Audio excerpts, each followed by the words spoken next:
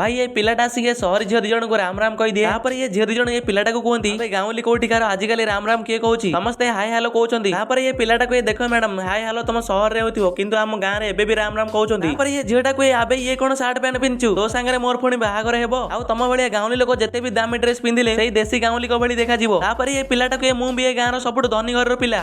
ये झीलटा को किंतु तो देखिले जना पड़नी कि तू धनी घर पिला बोली एमती ये पिलाटार मजा गुड़े चली जाए। आउ ये झीलटा किसी समय पर ये पिलाटा पाखु आसिक कहे आउ जदि भी मु तो सहित बाहाबा को राजी हुए ताहले तते तो गाँव सब संपत्ति बाड़ी बिकिके मो सहित सहर रहिया पड़ो। ये पिलाटा को मु मो गाँ छाड़ी तुमको बाहाई सहर रही पारिनी कहीकि सेठू चली जाए। ये झीलटा भी सेठू जीवाक लगे सेतिक बेले रास्ता रे गोटे दामी कार थुआ होइतबार देखे आउ से कार सहित फोटो उठेबाक लगे किंतु सेतिक बेले ये पिलाटा आसी जाए। आउ एमिति किछि करे जहां देखि तमे भी आश्चर्य हो जिवो। पूर्व जदि तुम मैंने गाँव रही तो ताले वीडियो को लाइक चैनल को सब्सक्राइब करके कमेंट रे तुम गाँ ना लिखिकी जनइबो। तो भाई ये झीलटा जो कार रो फोटो उठाउतला से कार रो मालिक ही गाँवली पिलाटा होइताय जहां देखि ये झीलटा